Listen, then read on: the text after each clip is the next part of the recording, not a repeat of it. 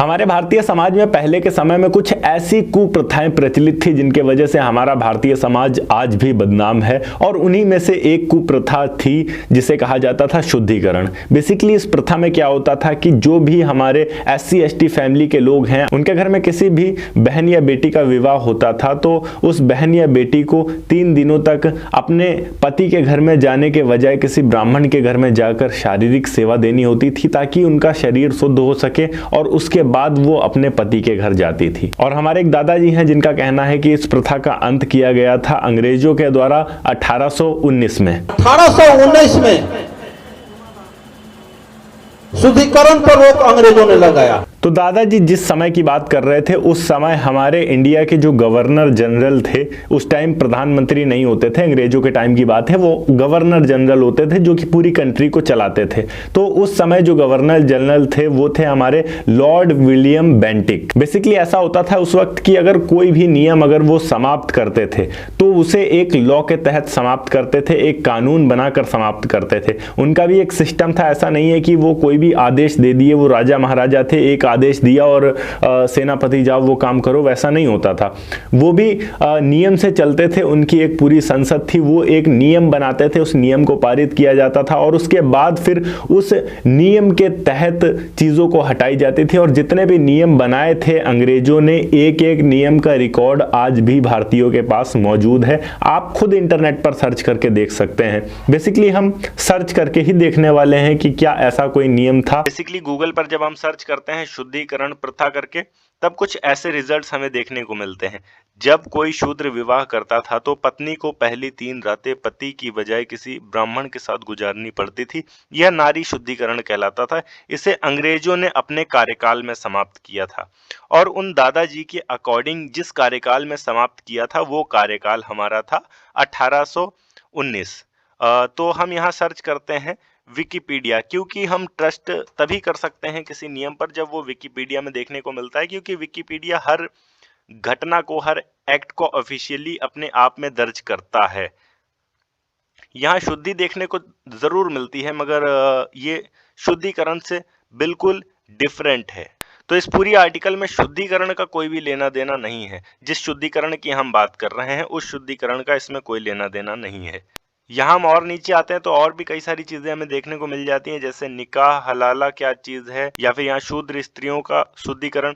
इसमें जब हम जाते हैं तो इस वेबसाइट में भी हमें यही बताया जाता है कि शुद्धिकरण क्या होता था। जैसा कि हमने सबसे पहले बात करी, ब्रिटिश सरकार ने 1819 में अधिनियम 7 द्वारा ब्राह्मणों द्वारा शूद्र स्त्रियों के शुद्धिकरण पर रोक लगाई।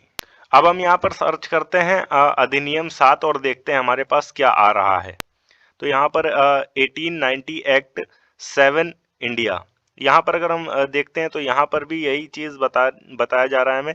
इन 1890 by article 7 purification of the शूद्र वुमेन वॉज बैंड। तो चलिए मेन मुद्दे पे आते हैं। अब यहाँ पर हम सर्च करते हैं कि ब्रिटिश इंडिया के द्वारा कौन कौन से एक्ट बनाए गए हैं। All acts by British rule. अब यहाँ पर हमें जितने भी एक्ट्स बनाए गए हैं उनकी एक ब्रीफ डिटेल मिल जाती है। यहाँ अगर हम आते हैं तो सारे एक्ट और किस ईयर में लागू किए गए हैं सबकी डिटेल पूरी मिल जाती है बायजूस के वेबसाइट पर, ऑफिशियल वेबसाइट पर।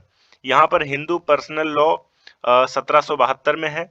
उसके बाद रेगुलेशन एक्ट हमारा आया था 1773 में। हम यहाँ बात करते हैं 1819 की, तो यहाँ हमें 1819 में कोई भी एक्ट देखने को नहीं मिलता है। हमें अगर ब्रीफली देखें तो ये हमारा 1772, 1773, 1784, 1703, 1813, 1833, 1853, 1818 बंगाल रेगुलेशन एक्ट। उसके बाद यहाँ बंगाल रेगुलेशन एक्ट में 1829 में हमारे जो सती प्रथा था उसको खत्म किया गया था, उसके बारे में भी ब्रीफली जानकारी हमें मिलती है। इसके बाद 1836 एक्ट, यहाँ पर 1800 स्लेवरी एक्ट, जो गुलामी होती थी पहले, खरीदी बेची होती थी गुलामों की, उसको समाप्त किया गया था, जो 1843 में वो मिलता है।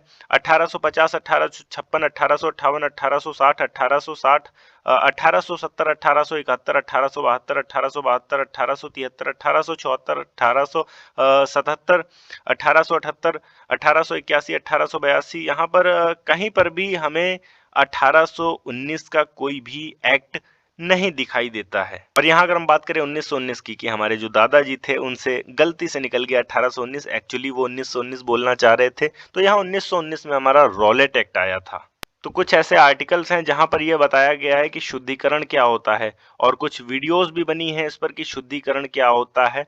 बट अगर ऑफिशियल डाटे में कहीं भी देखा जाए तो शुद्धिकरण का कोई भी लेखा जोखा नहीं मिलता है। और अगर किसी को ऐसा लग रहा है कि मैं कुछ छुपाने के लिए ऐसा बोल रहा हूं या फिर मैं गलत हूं, तो आप देवदासी प्रथा के बारे में सर्च कर सकते हैं। आप देवदासी प्रथा के बारे में जैसे ही सर्च करेंगे आपको पता चलेगा कि ये ब्राह्मणों के द्वारा उस वक्त कितनी बुरी प्रथा लाई गई थी और इससे हमारे भारतीय समाज की कितनी बदनामी हुई थी। ये एक ऐसी प्रथा थी जिससे जो भी मंदिर के मुख्य पुजारी होते थे वो छोटी छोटी कन्याओं का बलात्कार करते थे, हम ऐसा कह सकते थे, और बहुत ही ज्यादा घिनौनी प्रथा थी ये।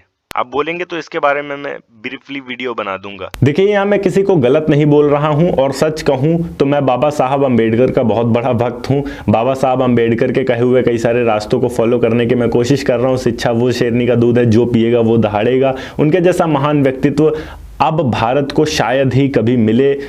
एक तरीके से वो भगवान ही थे दलितों के लिए, क्योंकि ब्राह्मणों के द्वारा बनाए गए बहुत सारे ऐसे रूल रेगुलेशन थे जिनको उन्होंने तोड़ा और बताया कि हम किसी के बंधन में बंधे हुए नहीं हैं, हम आज़ाद हैं। मनुस्मृति जलाकर उन्होंने ये बताया कि जो भी रूल रेगुलेशन बनाए गए थे वो तुम अपने पास रखो, हम अपने रूल रेगुलेशन बना सकते हैं, हमारे अंदर इतनी क्षमता है। शिक्षित बनो, संगठित रहो, संघर्ष करो। ये लाइन बहुत ज़्यादा हिट करती है मुझे, अगर सच बताऊं तो। और शुद्धिकरण को हम बिल्कुल झुठला भी नहीं सकते।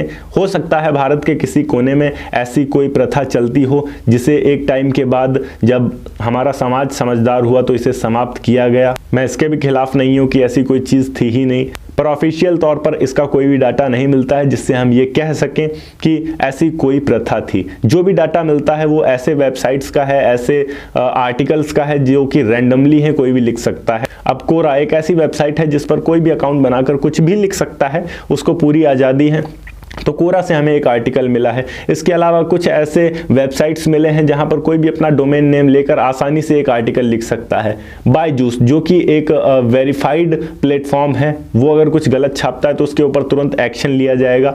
विकिपीडिया, जो कि एक वर्ल्ड वाइड ऐसा प्लेटफॉर्म है जो कि कुछ गलत नहीं छाप सकता, वो अगर छापता है कुछ गलत तो उसके ऊपर तुरंत एक्शन लिया जाता है। तो ऐसे किसी वेरीफाइड वेबसाइट पर हमें कोई भी ऐसा सोर्स नहीं मिलता है जिससे हम ये कह सकें कि ऐसी कोई प्रथा प्रचलित थी हमारे भारत में। बाकी इस प्रथा पर आपकी क्या राय है, इस वीडियो के कमेंट में जरूर बताइएगा। और हाँ, अगर वीडियो अच्छी लगी हो तो वीडियो को लाइक करके चैनल को सब्सक्राइब जरूर कर दीजिएगा। एक और एजुकेशनल वीडियो के साथ हम बहुत जल्द आपसे मिलेंगे दोबारा।